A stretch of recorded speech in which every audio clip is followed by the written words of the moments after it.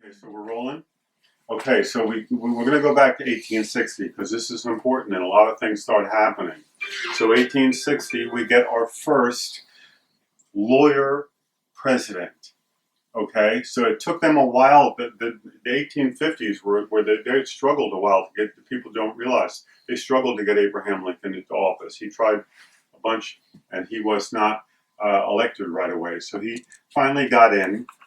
And what do we have? We had the Civil War shortly thereafter. Okay, the states were supposed to be sovereign, and now we had northern states telling southern states what they had to do, and there was a big rift. Okay, but so we had the bloody Civil War, and then in 1868 we had the Civil Rights Act. Again, we're back to the equality nonsense. A lot of people think the Civil Rights Act was Martin Luther King days, the 60s, 1860s is more like it. Then we had the Organic Act, where we created our United States government as a corporation. Okay, well, the original United States of America was unincorporated. The original state of New Jersey was unincorporated. Now all we have are incorporated governments. Because what happened in I believe it was 68, the 14th Amendment. Again, as I said, the first 10 amendments of our Constitution are for we the people, the Americans, the state nationals. All the preceding ones are for the U.S. citizens. It even says in the 14th Amendment, first, you are a citizen of the United States. Second, you are a citizen of your state. Well, that's the opposite of our constitutional Republican form of government. So the 14th Amendment didn't really take hold in 1868. It was like Abraham Lincoln's insertion as our first lawyer president. It was an attack on the foundation of our constitutional republic. And they were slowly eroding our constitutional republic. Now they had the precedent. Now we could have other lawyer presidents. Now we could have lawyer senators. We could have lawyer congressmen. All of these conflicts of interest. And what do we have today? What do we have today? We have generals leaving service and going right to military contractors and negotiating multi-billion-dollar arms deals. We've got CEOs of Pfizer going to work at the FDA as the head of the FDA for a year and then going back to the pharmaceutical company or to the CDC or to the NIH. So we've got nothing but conflicts of interest in our country now, to our country's detriment. Okay, this should have never happened. Okay, but they did it with one, so now they have precedent. They start doing it with everybody. And we had obviously we had the Federal Reserve Act of 1913, and we allowed private bankers to take control over our monetary policy. This would have never happened, ever, if we still had our constitutional republic standing. It would have never happened if we didn't have all these conflicts of interest and all of these traitors in our government. Infiltrators. When look at the word, infiltrators. These were the operatives from the ruling families coming into our lawful government with conflicts of interest. And this is what happened. So then we had the Great Depression. Another engineered emergency, like COVID-19. Okay, they love their engineered emergencies. So the Great Depression happened. We have the amazing date of March 9th, 1933, which should live in American infamy as one of the darkest days of our nation's history. The Emergency Banking and Relief Act. Okay, what happened on that day? And during that time, one thing that happened is they told the people, okay, you have to turn in all your gold and silver. They took our real money and gave us debt instruments in return, IOUs. But how did they take our real money? They did it the same way They did the mask mandate. They said, you have to wear a mask. Put on a face diaper. Did you really have to do it? Did anybody have to do it? I didn't do it.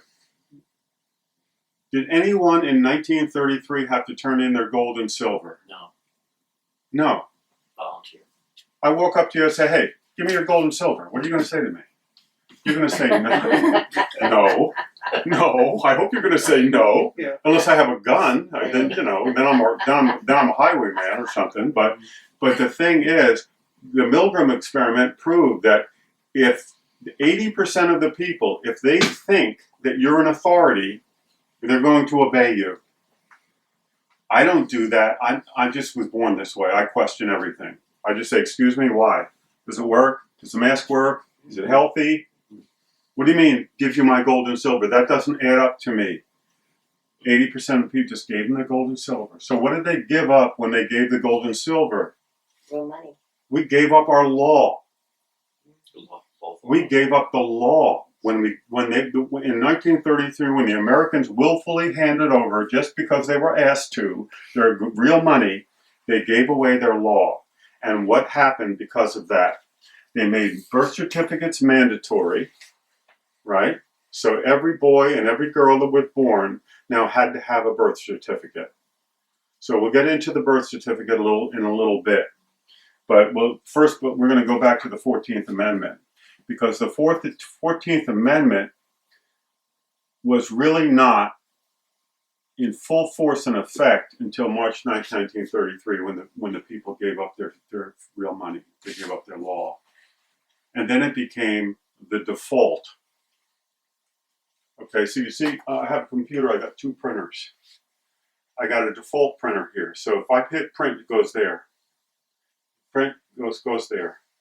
I have to take an action to make it go to this other printer, this OK data over here. Okay? So what did they do in March 9, 1933? By default, any boy, any girl born in our country from that moment forward goes right into the jurisdiction of the sea. They're a U.S. citizen. And all they have to do to remain a U.S. citizen is remain silent. Okay? So they set up a default. We have dual federalism in our country, where you are allowed to choose your own jurisdiction, but they very sneakily and deceptively arranged this system so that you are defaulted into the status of a U.S. citizen at birth. Okay? That's why they put in these ruling families are patient. They put in the 14th Amendment in 1868. In 1933 is when it really paid off for them. They had pay dirt. And they had pay dirt because of the obedience of the American people who had fallen asleep. If they hadn't given up their gold and silver, that would have never happened. Okay? But the Founding Fathers knew they gave us an unlimited right to contract. Okay? And so what you are presumed to be when you are presumed to be a U.S. citizen is you are presumed to be a beneficiary of the trust. What trust? This thing. This is a certified double authenticated birth certificate. Okay? It was created, if you look on here, it is, you see that my mother is listed as the informant, but the contract was with me. Okay? So, you can't, now they're made like instantaneously. In 1955, this was made 10 days after my birth. My mother listed as the informant. She had no clue what she was doing. When she thought he was signing a birth certificate. Okay, great, we had a boy. Put up the blue balloons, right? The informant. So they basically contracted with a 10-day-old boy, baby boy, through one of my guardians, one of my legal guardians, my mother or father. And my father's on this document as well, right? And so what is this thing? This is a unilateral contract under seal of the registrar of the Incorporated State of New Jersey. Okay? This is a for-profit corporation that has contracted with a 10-day-old baby boy by deceiving my mother into innocently signing what they called a birth certificate. Okay, should have been spelled birth, B-E-R-T-H, because it was a birth into their Admiralty Maritime jurisdiction, their commercial jurisdiction. Okay, this thing is a form of cestui trust. The cestui trust was something that was created by the British Crown in 1866, or no, 1666, pardon me. And it was a trust because in those days there was a lot of seafaring and sailors would go off to sea and there were a lot of piracy and all kinds of fights and stuff. And many times sailors wouldn't come back. So the British Crown, the monarchy, and its infinite wisdom created the cestui trust so that they would hold on to the sailor's assets and wait for the legitimate heir to come if the sailor was lost at sea. Right? And then if no legitimate heir stepped forward, then the crown would just keep the money. How nice for them, right? But what do they consider you to be when you're a U.S. citizen? One of the things they consider you to be is an infant, because that's who they contracted with. Another thing, they consider you to be lost at sea, incompetent to handle your own affairs, but it gets worse. Because when they enacted the March 9th, 1933 Emergency Banking and Relief Act, they amended something called the 1917 Trading with the Enemies Act. Swallow this if you can. You are considered an enemy, belligerent, and a combatant in the land of your natural birth if you are a U.S. citizen. Okay, that's why on March 9th, on March 8th, 1933, we had civilian flags flying in every courthouse, in every courtroom in this land. That's family court, criminal court, bankruptcy court, civil court, doesn't matter. On March 9th, 1933, you don't think they knew exactly what they were doing? They took those civilian flags out of every courtroom and they put in military flags, and that's what you have flying today. Military flags in family court, bankruptcy court, civil court, doesn't matter. You're a U.S. citizen, you are an enemy combatant, you are a belligerent, and you are incompetent to handle your own affairs in that courtroom. And that's what they look at you as. Okay? And they defaulted you into this jurisdiction. And then ruling families created the Department of Education in the 1930s, and they deliberately designed our education to make us ignorant of all of this. We were all brought up to believe democracy is a good thing. Just like those poor fools in the Bolshevik Revolution thought socialism was a good thing. I know a man who lived 60 years in the Soviet Union under socialist rule. I guarantee you, he won't tell you it's a good thing. No one who's experienced it will tell you it's a good thing. And I'm here to tell you today, democracy is not a good thing. Okay? And what they did was deceitful, it was deception, and it was wrong. It even goes deeper than that. Look at this thing. Can you see that? 100% cotton watermark paper. This is a negotiable security instrument. It is a bond. It is being traded. By whom? We don't know. It's worth a lot of money. In my case, since the 1950s, it's worth a lot of money. But it isn't benefiting me. Even though they consider me, while I was a U.S. citizen, they considered me a beneficiary of the trust. One of the benefits that you receive as a U.S. citizen is you get to vote. How about that? Feel good about that after 2020? Pretty interesting election.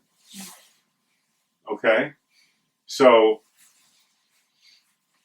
you have to understand language a little bit. We saw law. I mean, law. How bizarre is it that law has the three jurisdictions within it: land, air, water?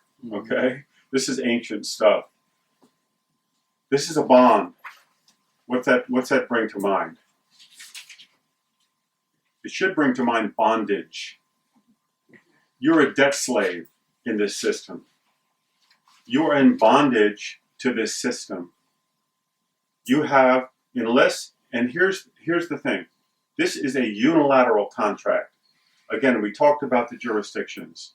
In our jurisdiction, the common law, common English, okay, the 10 Commandments, love thy neighbor, do no harm, bilateral contracts. What's that mean? That means if I have a contract with Christina, I can't have my fingers tied behind my back and hide something from you.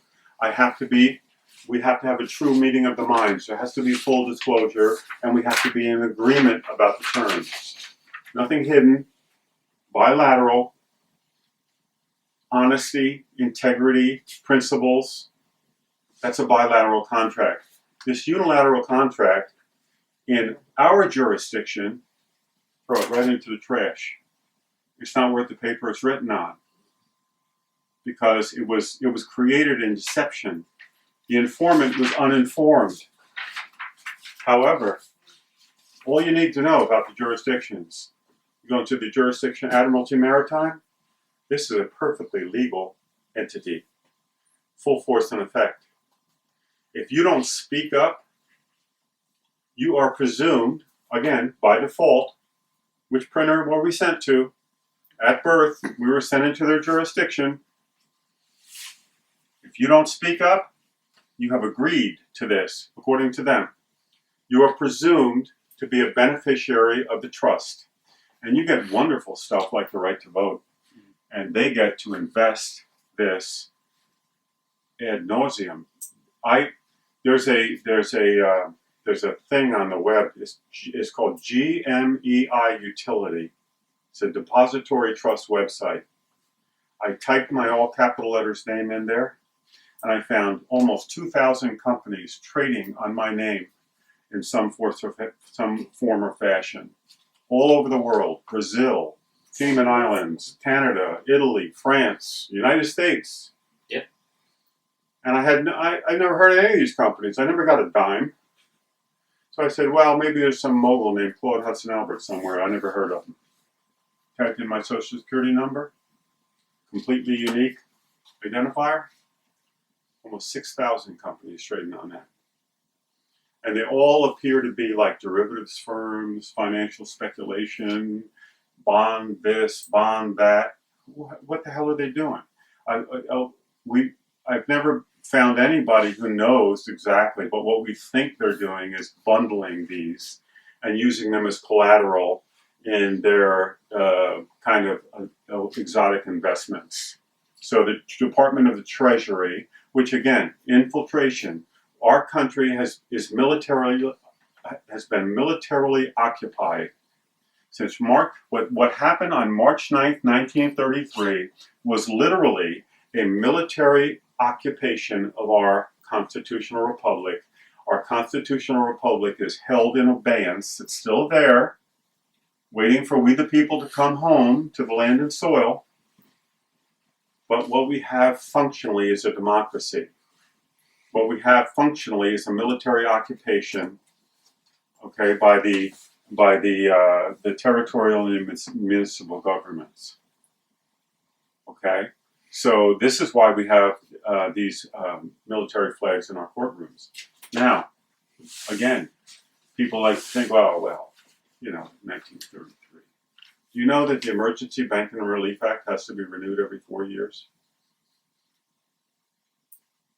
Ever hear about that on CNN or MSNBC or Fox News? Ever hear about, it's the fourth year, hey, we got another vote? These people are voting on this shit in secret. Our so-called representatives, who are not our representatives, obviously. It doesn't take much to see. And if you think it's a Democratic or Republican thing, okay, left, right, Bush, Clinton, Bush, Obama, left, right, anything ever change?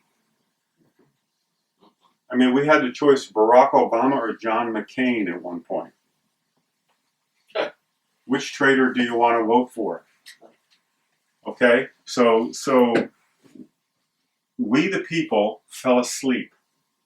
We didn't do it in our generation. It didn't even happen in the greatest generation. They were already asleep. It happened in the mid-1800s. Okay, Abraham Lincoln should have never been president of the United States. They wanted to lionize Abraham Lincoln for a very good reason. They wanted to normalize the conflicts of interest that we just abound today.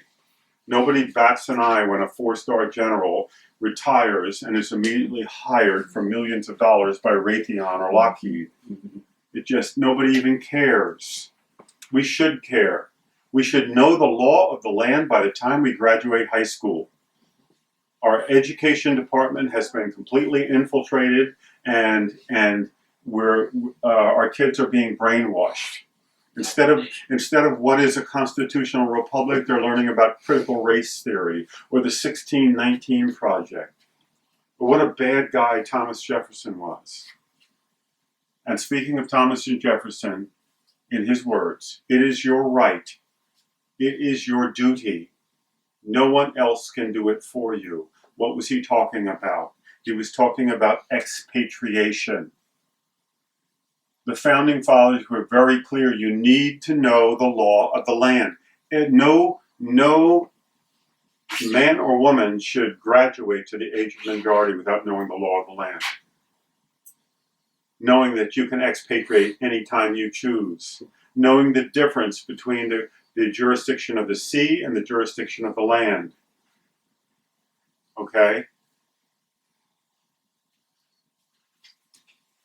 Trust me, I've been in their courtrooms and I really didn't fully understand their language as much as I thought I did. I tried my best. They handed me my hat. Okay? They speak a different language. The judges have been playing that game for 30 or 40 years, and I walked in there with 6 months of hard study under my belt, and he slapped me around like I was a lightweight trying to fight Muhammad Ali. Okay? So you don't want to be in their jurisdiction. You just don't. Okay? Where you want to be is in God's jurisdiction. The non-commercial jurisdiction. And that's why I put God's jurisdiction and the land and soil over here, because it flows right down. The 10 Commandments, love thy neighbor, do no harm. It's so simple. It's so beautiful. We speak common English. It's so easy to understand one another. This essay, the USA, the Republic, is the house that no one lives in, by Lee Brost. It's the most brilliant comparative essay I've ever read on the difference between a constitutional republic and a democracy. I recommend everyone read this. It's free. You print it out online for free. It's called The Republic, the house that no one lives in. This man calls a constitution, he considers a constitutional republic to be like a mansion, and a democracy is a shithouse with no plumbing. And he wants to know, and I want to know, why are 99.9% of our country living in a shithouse with no plumbing when we could move into a mansion? And what are we going to leave to our sons and daughters if we let this continue to go on with this fake president and these fake representatives and all of this corruption that's going on and all these conflicts of interest? We won't have a country to leave to our sons and daughters and our grandchildren, if you have grandchildren. Okay? It says here, one of the things he suggests, be your own lawyer. I'll tell you how you can be a lawyer, be your own lawyer. When we talk about their lawyers, again, conflicts of interest. You ever see a sign for a lawyer that says attorney at law? John J. Attorney at law. Why is he at law? And why is he practicing? Do you ever actually want to get into law if he studied law? He's at law. Yeah. And he's not an attorney. He's not. Be your own lawyer means you can be your own lawyer. Only you could be a lawyer in their system. You could go in there and represent yourself in their system if you wanted to learn their language and all that. You can try that. I wouldn't recommend it. Along the bar. It's a problem. It's a problem but to be your own lawyer, all you have to do is return to the land and soil and represent yourself in all matters. And learn and refuse to step into their jurisdiction. Because we have dual federalism. Once you come home to correct your status, come home to the land and soil, and learn how to stand on your square, basically they can't touch you. Okay? Don't misunderstand me. We are peaceable. We believe that we can restore our government by peaceable and lawful means. This is how we do it. We correct our status. We return home.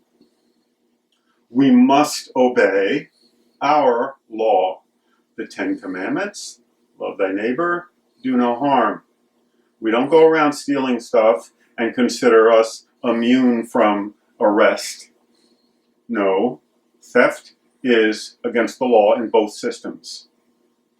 Okay, and because their system is the only one up and running, I suggest to you, if you go rob the liquor store and you get arrested, even if you've corrected your status, you're probably going to be in trouble. Okay? And I don't recommend it. Right? So it's not a get out of jail free card. It is a stay out of their jurisdiction card with no uncertain terms. They can't lay a glove on you, okay, if you have corrected your status, you learn how to live, you stand on your square, and you obey the 10 Commandments, love thy neighbor, and you do no harm. Okay, that's what we're all about. We come home to the land and soil. We reclaim our American constitutional republican form of government. I just read today the Federation Assembly structure and plan. Okay, the way we do it is we first. Have you guys heard of Annabon rights? Yeah. You have? Mm-hmm. The wonderful woman? Okay. Some assembly required. You know some things wrong when we witness all that we're witnessing with the conflicts of interest, the theft in broad daylight, all of the things that we're experiencing in our American culture right now. What happened? What happened to the land of the free and the home of the brave? We all grew up and we were taught that's where we were. It's now the land of the sheep and the home of the slave. They did that by default. They did that by trickery. So I'm not here to judge anyone. I'm not here to cast aspersions. I'm here to say our founding fathers were brilliant. They put in dual federalism. Each and every one of you can change your status and come home to the land and soil anytime you choose. But again, in the words of Thomas Jefferson, it is your right. It is your duty. No one can do it for you. Your husband can't do it for his wife. The wife can't do it for the husband. You can't do it for your sibling. Every American needs to stand up and correct their status. We know from the Milgram experiment that 80% of the population is morally, they're just not capable of disobeying authority. And so we have this perception that the de facto government is our authority. And we see, I went to the grocery store today, everybody's got a mask on. Come up by me. Mm-hmm. A handful of us don't have masks on. And 90% of the people there have a mask on. So these are not the people that are going to come home to the land and soil and change their status. But here's the good news. Is that same 80% will follow the leader. If we reclaim our constitutional republican form of government, they will follow us. What we need are leaders. We need strong American men and women to stand up and to reclaim their birthright status. Come home to the land and soil. My contention is, if we had 1% status-corrected Americans in our assembly. In New Jersey, 1% would be close, I think, 150,000 people. Think we could run this state on 150,000 leaders? If we had several hundred in each one of our counties, could we form powerful committees and take lawful action? Could we form a powerful militia of ex-law enforcement, military, and appoint a county sheriff in Mercer County, Hunterdon County, Union County, Bergen County, wherever? Could we form a litigation committee and raise up our common law courts where we don't speak in legalese, where we don't have a million rules and statutes and all kinds of trickery going on? We could do that. Absolutely. But if we had 2%, wow, we'd take our country back. I guarantee you. That's like 5 million people in the United States of America, 5 or 6, 7 million, whatever the number is. We'd take our country back. Because the constitutional republic is still there. It's an amazing creation. Except what they did is they put the American people to sleep with ceaseless propaganda, psychological operations, and basically what I call Plato's cave, which is the television set. That's what it is, Plato's cave. The people that get their news from the television set, all they're looking at is the shadows that are thrown on the wall of the cave by the programmers. And they believe, and people like us say, hey, come out into the light. Find a new source for your news. And what do? They look at us like we're crazy. We've all experienced it. You say, wait a minute, those shots aren't safe. Wow, I have friends of mine, they went to I listen to the doctors. That's why I'm going to get my booster. So they're listening to the doctors that are programming them and don't have their best interests at heart. Okay, so we can help our brothers and sisters by those of us who are capable of disobeying authority, capable of not turning over our gold and silver, capable of not putting on the masks, and we can correct our status, come home to the land and soil, and take back our constitutional republic. Okay, it happens one man and one woman at a time. It's the only way it's going to happen. Okay, so if you have any questions, there's a lot of things we can talk about. We can talk about licenses. On the land and soil, do you need a license to drive? Yeah. You need a license to nurse someone? Do you need a license to go catch a fish out of one of God's lakes? I don't use a license. I have my traveling kit right here. Okay? And these are all the documents I need. This is a notice. The name, all capital letters, Claude Albert or Claude H. Albert. Do you know what the all capital letters name is? It's Pig Latin. It was known hundreds of years ago as Latin for the illiterate. Think of that. Think of the insult after insult that they pile on top of us. They put it on your driver's license, your social security card, any document you get from the Internal Revenue Service, from the Department of Motor Vehicles, from any courthouse in this land, your name will be spelled in all capital letters because it signifies you as a U.S. citizen. Okay, so I'm telling them that name, any variation, however styled, is a foreign grantor trust. And the paperwork that I have done, including my certificate of assumed name, I have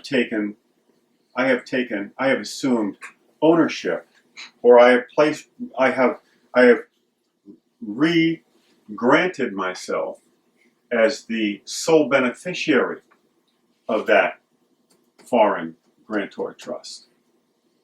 Who is the grantor in this thing here? The grantor is the person who puts the value into the trust. It's called trust res. Trust property is known as trust res. The grantor is the baby. Without the baby's birth, there's no contract. There's no trust. there's no value. So Joseph Story, one of the great jurists in American history, wrote, "Only the grantor or a proper judge can change the terms of a trust." Anybody know how many proper judges we have in the United States of America as of today? Zip. They're not judges. Zip. They're for-profit corporation. They're working for for-profit corporations. They're officers. They're administrative hearings. You go to court, it's two things. It's an administrative hearing for a for-profit corporation, and it is also a military tribunal. And the judge is an officer of the corporation. The attorney is an officer of the corporation. The clerk is an officer of the corporation. And the police officer that pulls you over on the side of the road is an officer of the corporation. Okay, so this trust, because I corrected my status, I did my certificate of assumed name, I am now the sole beneficiary of this trust by nature. Only I could have filled out the assumed certificate of assumed name for this particular trust. And only Christina can do it for her. You're the one that can do it. Okay, so you can flip the script on them. They've been using this my entire life, in my case until 2016 when I corrected my status.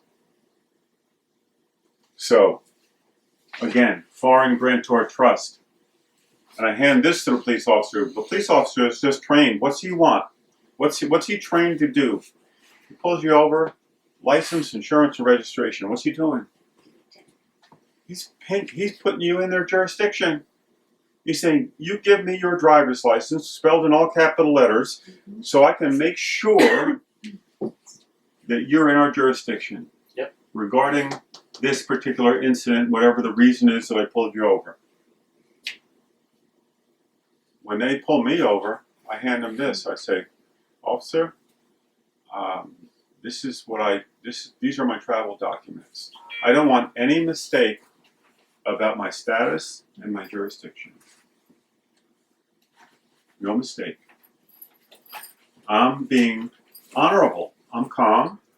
I support him. I say, hey, look, I support what you're doing. I believe in the rule of law. I want safe streets. I want my son to walk down the street and be safe. I support you 100%, officer. I'm just properly identifying myself.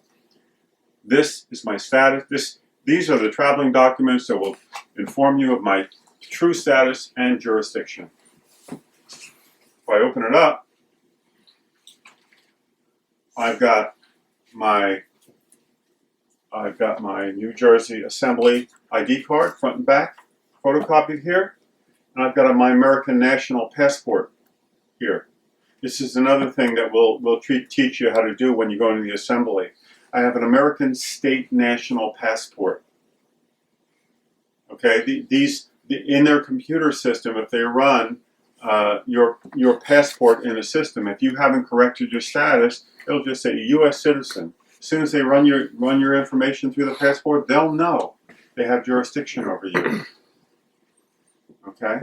When they run mine, they know this guy's a state national. We don't have jurisdiction over him. And I have all this Supreme Court precedents over here about the right to travel without a license. No license required in our jurisdiction, in the land and soil. I don't require a license to do anything. If Christina is sick and I want to nurse her, I'll nurse her. I'll get her some water and some aspirin or whatever I think she needs. I don't need a license to do that. If I want to leave here and go to Ron's house, I don't need to call somebody up and get permission. I don't need a license. I'm a grown man. Okay, so all of this is in here. And then we go further with more Supreme Court law, and we get to the Declaration of Naturalization Act of 1779, which is a one-pager, and that's how you correct your status. It's that simple. You just have to edit the document to put in the county you live. Correct your status is that easy. And then you hear the other one I was talking about, the certificate of assumed name. Okay, where I have this recorded on the LRS. We have our own recording system, the land recording system. Remember, everything comes home to the land and soil. A non-commercial jurisdiction. It makes 100% sense. Common sense, common law, in common English. It's a beautiful, beautiful system, and it is full of integrity. Then at the back, I have a notice of intent fee schedule. Okay, so What was it? notice of intent fee schedule. Okay, so if a police officer is an officer of a for-profit corporation, and he wants some of my time, okay, we can contract for that. I'm a reasonable man. I'm happy to do business. Let me see. You want a driver's license number from me? I've given you my travel documents. I've identified myself. You want it? I have a driver's license. You want that? $50,000. Yeah, those are. We have an unlimited right to contract. You want my social security number? That'll be another $50,000. You want to do a retinal scan of me? $5 million. You want to stick a Q-tip up my nose? Okay, we can go on, and we can negotiate any of these contracts. Okay? But there's no price. You're not putting this Q-tip up my nose for anything. I don't know what's on those things. I'm not. You couldn't give me $10 million for that crap. I've never taken a COVID test. I've never taken one. I'm perfectly healthy, and I take an ice bath every morning. The ice shower, excuse me. So I don't think I'm going to have a problem. Okay, so so again, in our system, when you look at the different systems, you say, okay, what system do I want to be a part of? I obey the traffic laws. I'm not a madman. You know, if I was recklessly endangering someone, if I was driving through a 25-mile-an-hour residential neighborhood at 100 miles an hour, I mean, that's against our law. Love thy neighbor, do no harm. You can't be doing that. You need to be pulled over and blocked up and for this public safety, whatever. When we get our assemblies up, we're going to have county militias. We will appoint our own sheriff, and he will have deputies under him, and hopefully we'll have a very strong, very vibrant alpha male militia that will come out and protect all our families, our sons, daughters, our wives and sisters the way it should be. We should be living in safe neighborhoods. We should be able to walk down the street without worrying about getting robbed or accosted by somebody. I want that. I think everybody wants that. And let the bullies beware. Okay? On the land recording system, I've got my common carry declaration. I don't need a license to own a gun, and I don't need permission to carry it. I don't need to register it. Registration is another problem. This default thing is a form of registration. That's why they consider they own you, and they can trade off this. When you register your car or you register a gun, you're basically giving the rights of ownership to the state, which is a corporation. Would you do that to Pfizer? Would you sign a document and give, hey, Pfizer, do anything you want with my car. Send your officers over here and they can impound it or do anything they want with it. Would you notify AT&T each time you bought a gun? Why? What am I notifying them for? It's for me to protect my family or to go hunting or whatever I want to do. Right? So what is their system? Their system is full. It's fraught with deception. They commercialize terms. Okay, your car is not a car, it's a motor vehicle. Your gun is not a gun, it's a firearm. Your son is not a son, your daughter is not a daughter, they're children. You ever hear of Child Protection Services? Why don't they call it Boy and Girl Protection Services? Because those aren't commercial terms. Those could be identifying living boys and girls. And this monstrosity the state considers your offspring their property to do what they want. If they don't like the way you're raising your son and daughter, they'll come take them from you. Who the hell wants to live in that country? Yeah. Are you kidding me? Yeah. But here's a wonderful book, The Excellence of the Common Law by Brent Allen Winters, that talks about these concepts and how the common law always comes back to the individual and how unique each and every case is. And their commercial law always tries to fall back onto precedent.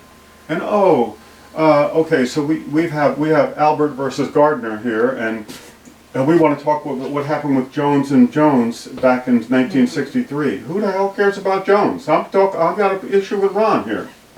You know? So it comes down to common sense and the unique individuals that we are and the unique situation that each situation is. That's how we deal with it in common law. We don't deal with precedent, we deal with a million statutes. Another thing about their commercial system, it's very penal. Why is it very penal? The prison system in the United States of America is a for-profit commercial system.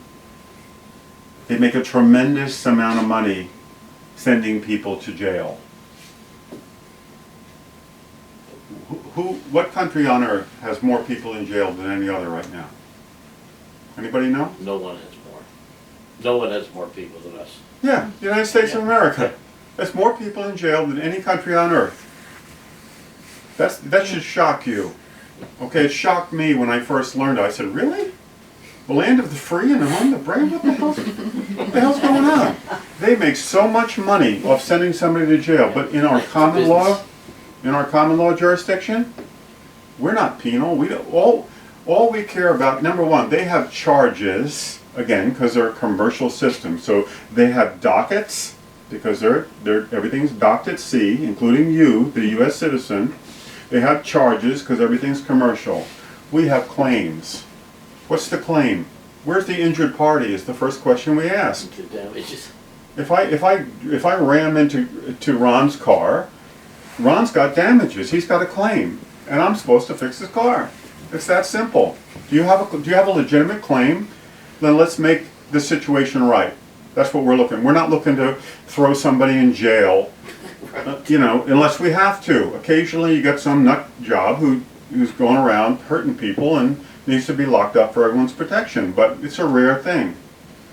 Okay, but we're not locking people up because they smoked some marijuana or couldn't pay their IRS bill, which is another thing. The Internal Revenue Service, another fraudulent operation. We, the people, okay, status-corrected state and American nationals, do not pay federal income tax because we don't owe it. And I've got an entire book on the IRS code. I have a friend named Ron who's very familiar with parts of the IRS code. And I guarantee you, we don't owe it. I have never gotten $1 from a federal source. I don't earn my money that way. Now, if I'm in the military, if I work at the courthouse, or if I work for the Postal Service, it's different. Those people owe taxes. They can still correct their status as long as they work for either the municipal or the territorial government, then they owe taxes. Okay, but a status corrected and by the way, the U.S. citizen owes taxes. It's part of the 14th Amendment. It says right in there, you shall not question the national debt. It says that in the 14th Amendment. Because first you're a citizen of the United States, then you're a citizen of the state, and you shall not question the national debt. So they knew right away what they were putting in place. They were creating debt slaves. And they were going to spend as much money as they wanted and then put the tab on you. And that's what they've done. $30 trillion in debt, approximately. Is that what it is now? Yeah. Are we right around that neighborhood? Yeah. No, we aren't. You are. I'm not. I'm a status-corrected New Jersey American national. I don't owe a penny. And that's a fact. The U.S. citizens are the ones that owe the national debt. And the U.S. citizens are the ones that are voting for Nancy Pelosi or Mitch McConnell. It's not about reds or blues. That is another one of their psychological operations. They're playing both sides against the middle. And they have been our entire lives. Amen. So it's time to stop. It's time to come home to the land and soil. And it's time to regain our constitutional republic.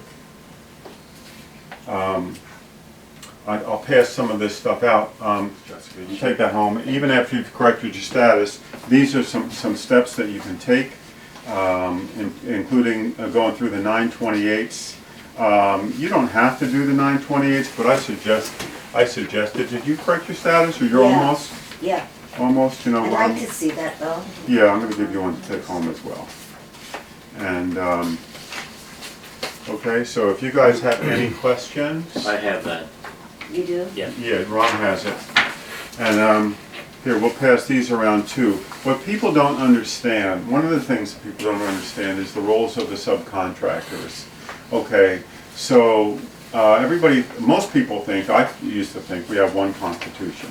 Okay, so the states were sovereign, right, the nation states, so New Jersey is a sovereign nation state, and if we're going to do business with Pennsylvania, that's international trade. We understand that, right? So that's like Italy and Spain, New Jersey and Pennsylvania, even though we're neighbors. So, so we created the first constitution with our own federal government. So we had 10 miles square in Washington, D.C., and then we wanted a federal government for our mutual interest. And so we created a constitution.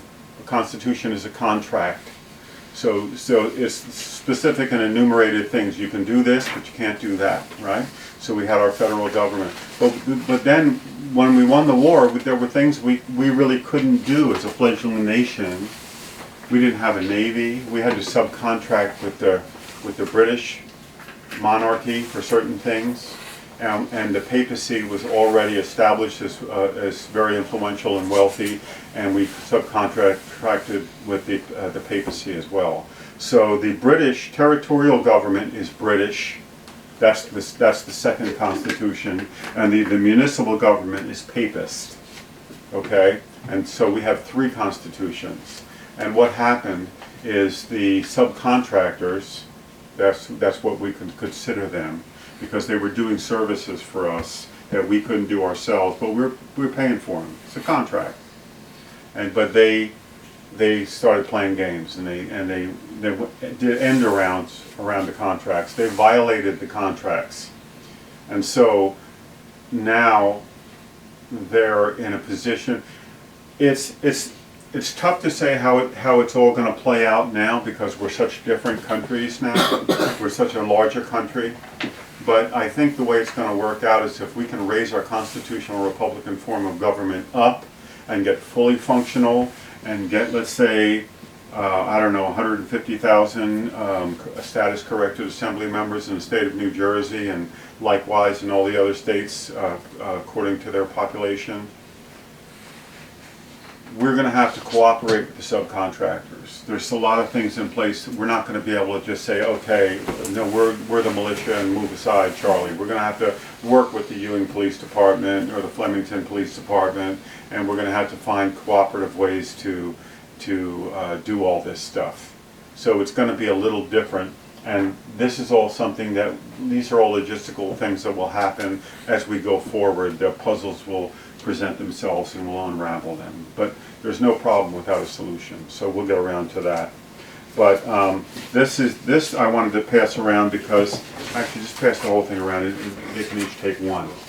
Because it shows you our original government, and then it shows you how we contracted with the British and we contracted with the papacy to do certain things for us.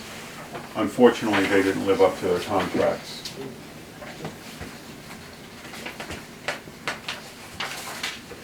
He needs one too. Oh, I'm sorry. It's okay. Okay. All right, thank you.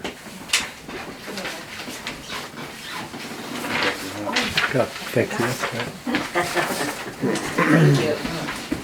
Okay, so any questions about how to proceed or anything that I've said or any comments?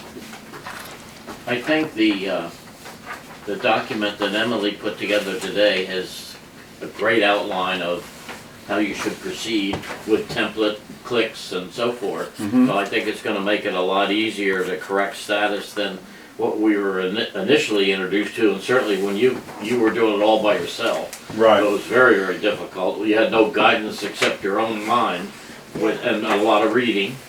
The other comment I wanted to make for all of us is what we see today, and I'm an educator from the past, is we're trying to erase our history for people, for all of us. We're trying to tear down our history, the monuments, all the things that remind us of what our country has been about. We're trying to destroy it. And so if people like Claude are not able to get to that history and present the history of what really happened, we're talking about books of the past, all these things will get destroyed and we won't have the scenario. And this is why Claude often describes, since I've been listening to him, we're at the precipice of going over the end of the cliff. And if our history got destroyed and people like Claude were not still around and our books are gone and everything that teaches our young people ahead of us, my children, grandchildren, they're done. They're cooked. We won't be able to convince anybody because we won't have any history to tell. Tonight, when I've listened to this a few times from Claude, it's scary to me where we are and how important it is for us who have learned some things here, for us to turn around and wake the town and tell the people. Anybody that'll listen, and even if they won't, you should almost shake them and say, my God, this is serious stuff. And I make a statement for myself, and I'm at the back end of my life, not the front end. Claude's trying to extend it. But let me tell you something. I've had some interesting parts of my life that have been good and bad. We all have, right? We experience life. But let me tell you what happens here. If we don't fix this thing, our country, which all people around the planet look to the United States of America as a beacon of hope, the light could go out. We can't allow that to happen. I count on God to save us in the final analysis. That's just me. We all have different ideas about that, but that's where I get my direction. And I'll tell you what, if God's leaving it up to us right now because He gave us everything it takes to make this thing happen. Each of us has the ingredient to do it if we have the will to do it. And when I think about the most important thing I will ever do in my lifetime is be able to convince someone to change their status. If it's only one person, it'll have been worth it. Because we saved, and I look at my children and my grandchildren, and I'm thinking, my God, the least I could do is save my own darn family. And we're looking at a nation of people, 80% of the people are asleep. They're intelligent, they have all the stuff, they've been lied to. They've been lied to in their education. And so we believe when a professor in college tells us something, we write it down, take a note, and say that must be it. We don't question it. And now we find out when we look at our history, it's so corrupt, it's scary that it even happened to us. And we're reasonably intelligent people. And look what happened. And here we are, thank God for people like Claude and Emily and Anna, the folks that are stirring this thing up and getting the entire country. She lit the fire and said, let's get at it. I'm excited about that lady. I can't wait to meet her. I think she's one of the most important people that God ever sent to the planet, that lady. I wish I had known her in 1980. I had to make that comment. She's a remarkable woman, and I've had a lot of good mentors through the years, a lot of great people, and there are a lot of, I think it's important that it's not a matter of intelligence. There are extremely intelligent people that are caught up in this cognitive dissonance, okay? I just found out today, Abby Martin, it's an amazing journalist who's created something called the Empire Files, and she's been talking to years of the empire is bad. She took the jab and now she's experiencing severe adverse side effects. A healthy, beautiful young woman, she can't be more than 35 or 40 years old at the top. Why would you take the jab? It's cognitive dissonance. They've been brainwashing us so long that even people that are aware and awake and aware in one area have a blind spot in another. And so we can't, it's not about blaming anyone. We look at the entire system. We were taught, when you talk to a judge, you say, "Your Honor." But do they have honor? Okay, everything is opposite. Okay, the courts are extremely corrupt. These people are making money in the back room with back deals. They're wearing these Druidic robes and standing up on these platforms with military flags and armed officers on either side of them. And we think there's some kind of paragon of virtue. Okay, so we've been snowed. All of us have been snowed. I didn't have a clue about any of this stuff until about 10 years ago. Okay, but the biggest thing that I see when I meet someone who encounters this material for the first time is there's fear. Okay, this is one of their stocks in trade. If you know something about the energetic fields of influence, you understand why they want to push you into fear, why they promote the victim triangle. Because if they can get you into anger or fear, these are lower states of energy. They're disempowering states of being. Okay? So it's no big deal if you get pulled over by a police officer and give them travel documents other than a driver's license. But what I say to everyone, correct your status. If you're afraid of doing that, give them your driver's license and insurance and registration. Don't change your plates the way I did. You don't have to do that. Keep the plates you have, keep your registration, keep your insurance. I have insurance on my car, but you keep your insurance. I won't give it to the officer, but I have it. And then hand them your license, because you're submitting to their jurisdiction for the traffic violation. That's it. It's a little different story if you get something from, court or from the Internal Revenue Service. I would counsel you differently. Some people are afraid of not paying their taxes. I'll even go so far, if you want to pay your taxes, pay your taxes. Learn how to qualify your signature. And so I learned, when I corrected my status in 2016, and I learned a different way from one of my other mentors, Eric John Phelps, when I first changed my status. So I signed my name a little differently, but she suggests using a byline, and then the copyright ampersand, and then all rights reserved. So you qualify your signature every time you sign anything. You can pay your taxes. You can give your license up when you get pulled over. If this is something, if that's too big a step for you to take now, maybe it won't be too big a step later. But what I say to everyone, correct your status, come home to the land and soil. If you're going to join our assembly, you're going to have to take an extra step. Okay, you can't just kind of stay in both systems a little bit if you're going to be an assembly member. Okay, we talked about conflicts of interests, and what I hope is that every American man and woman would be so outraged by this deception, this fraud. This thing, I think it's satanic. Yeah. I don't know what anybody else thinks. Okay? And it tells me all I need to know about their jurisdiction and their system, that this is legal. This is a legal contract in their system. Okay, that tells me the whole soup and nuts right there. That's all I need to know. That's legal? A mother is going to inform on her newborn baby, boy or girl, into a one-sided shit contract? No. No mother's going to do that knowingly. No mother's going to do that willfully. That's deception. That's a creation of the devil, or whatever. It's demonic. It's satanic. It's evil. It's wrong. Whatever word that resonates with your faith.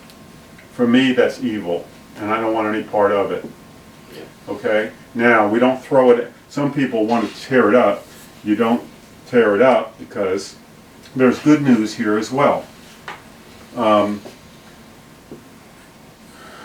They took our real money in March 9, 1933. They seized all the gold and silver, or they asked for it, and it was given to them by Americans who had fallen asleep. And so that changed the law, that put in their default system. The good news is they knew they were committing treason. Franklin Delano Roosevelt, one of the greatest treasonous bastards who ever served this country as President of the United States, should have been hung, tarred and feathered and hung from the tallest tree the day after he did this Emergency Banking Relief Act. He had a lot of Confederates. If you look at his inauguration ceremony, you'll see 13 Knights of Malta are standing right behind him, if you know who they are.